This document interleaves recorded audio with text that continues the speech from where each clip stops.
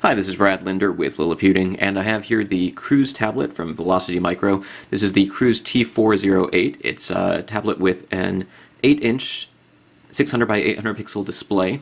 It's a little bit larger than some of the 7-inch devices, but it's a pretty good size for, say, an ebook reader or for watching videos, and it weighs about a pound, fits more comfortably in your hand than some of the 10-inch tablets. Overall, I've been pretty impressed with the performance as I've reviewed this device. The build quality could definitely be better, and there's some apps that might run better with a higher resolution display. But mostly, if there are any quirks, they tend to be software-related quirks.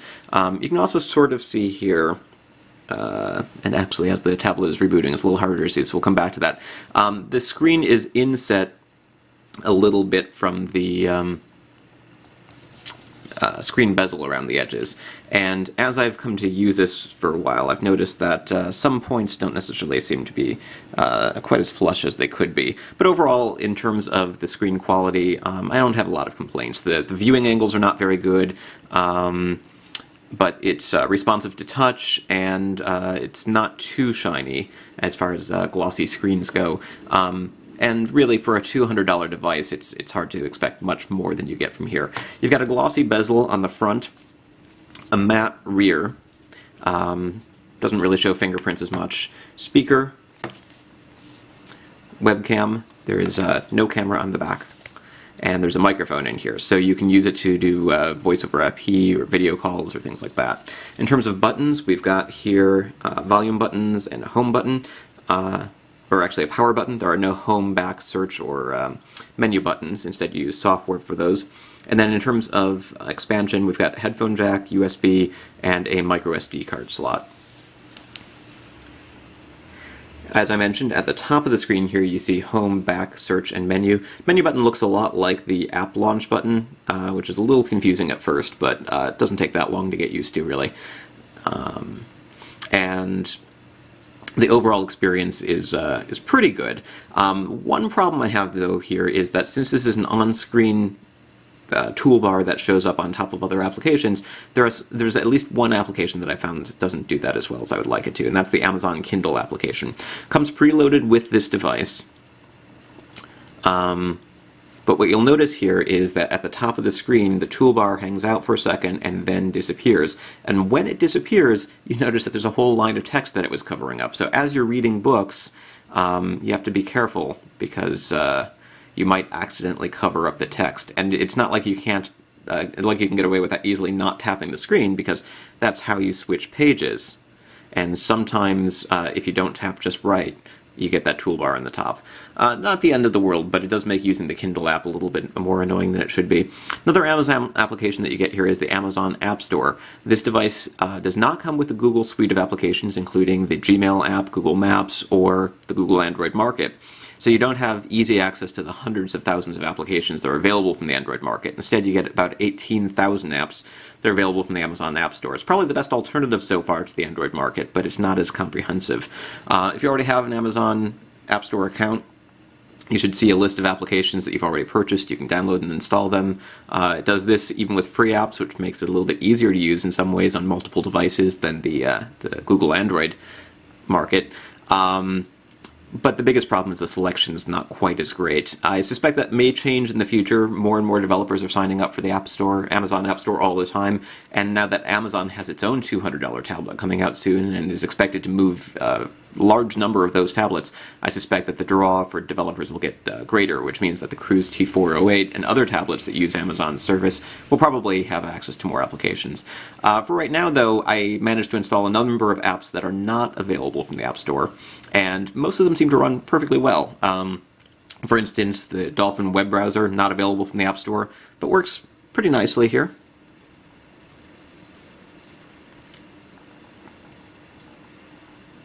Might take a second or two longer than some other devices to load web pages, but overall it's a pretty quick experience. And as you can see here, Adobe Flash Player is also installed, so I can click. I have it set up on demand right now. You can disable it or make it always load Flash. We've got pinch to zoom. Again, not quite as fast as on some higher end tablets, but for a 1 gigahertz tablet with a single core processor, works reasonably well.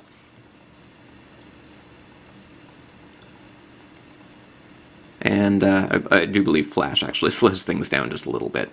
Let's go ahead and do another web page.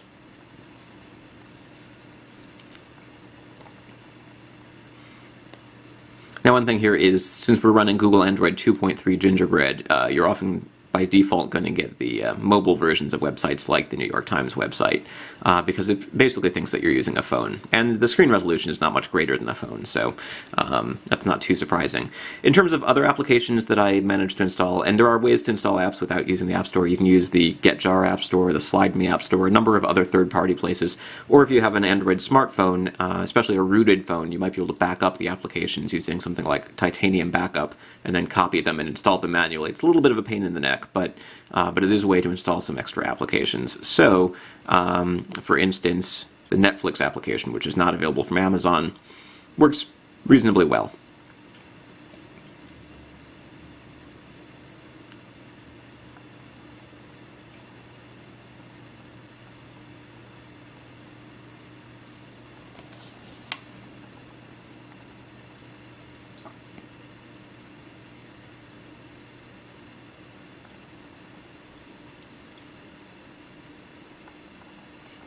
Now, as you can see here, the viewing angles, if you get it just right, are pretty good. I mean, video looks pretty good, but you really do have to get it right. And so from here, colors sort of start to wash out. From here, they look okay. From this side, it's almost unwatchable. Also, this side, I guess, looks decent enough.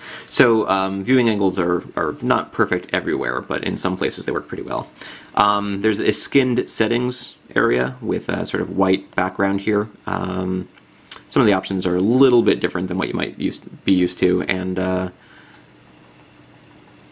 there's not really any major difference there in the software from what you would get with a typical Android tablet.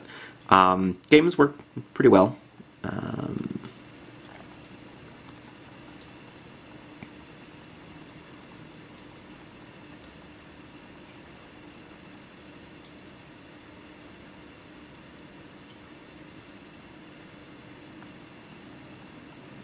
Although sometimes take a little while to load, although this game always takes a little while to load. In terms of the processor here, again, I ran a series of benchmarks, and it's not as fast as what you'll get with high-end devices from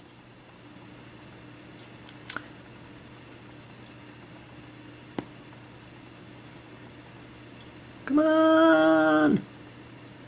There we go. It's not quite as fast in benchmarks as you get from some other tablets with NVIDIA Tegra dual-core processors or Qualcomm Snapdragon dual-core processors, but it's pretty similar to what you might expect from, say, the original Samsung Galaxy Tab from last year. It's an ARM Cortex-A8 processor made by Samsung. It's a 1 GHz processor, and for a $200 tablet, it offers performance that's pretty similar to what you would expect from, say, a top-of-the-line tablet or smartphone from a year or two ago. And because of the relatively slow pace of development, really almost every Android app that I tried on it worked just fine.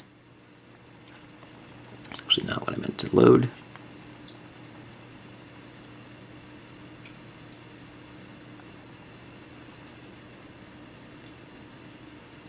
All right.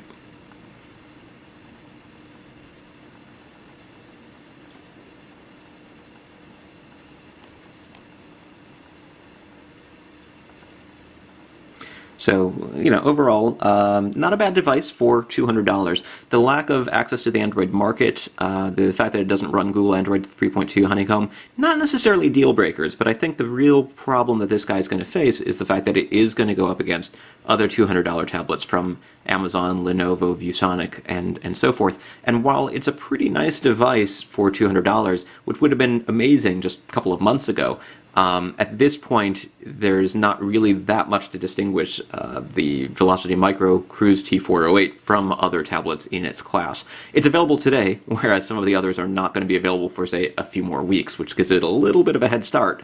But come mid-November, I think it's going to be kind of tough for Velocity Micro to compete against Amazon, which is going to have a similar-sized device with a higher resolution display and tight integration with Amazon services.